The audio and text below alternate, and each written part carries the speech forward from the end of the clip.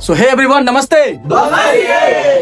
तपाईँ सबैजना जुनसुकै पनि ठाउँबाट हुनुहुन्छ, हाम्रो देशमा अन्तरिम सरकार गठन भइसकेपछि देशलाई सुदृढ बनाउनको लागि, सुशासन कायम गर्नको लागि र तपाईँले चाहे जस्तो सरकार निर्माण गर्नको लागि देशमा निर्वाचन हुन जरुरी छ र गइरहेको छ।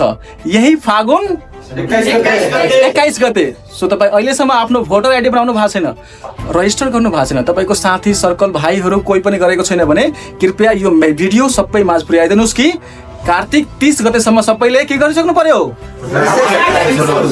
भोटर आइडी रजिस्टर गरिसक्नु पर्यो। किनभने तपाईँको एक एक अधिकार मतले के निर्धारण गर्छ त गाइस? देशको भाग्य र भविष्य निर्धारण गर्छ तपाईँको एक एक भोटले। सो यो एक एक भोटको अधिकारलाई सुनिश्चित गर्नुहोस्, आफ्नो ठाउँ फर्किनु होला, भोट दिनु होला, ताकि तपाईँले चाहेको, हामीले चाहेको सरकार हामी निर्माण गर्न र देश विकासमा हामी सबैजनाले योगदान दिन सक्छौँ। तपाईँ सबैजनाले भिडियो हेर्नुभयो र गएर भोटर आइडी रजिस्टर गर्नुभयो र सही व्यक्तिलाई चुज गर्नु होला, जोसुकैलाई पनि चुज गर्नु होला, एजेन्डा हेरेर चुज गर्नु होला, हाम्रोलाई होइन कसलाई, राम्रोलाई चुज गर्नु होला। Thank you everyone, thank you everyone.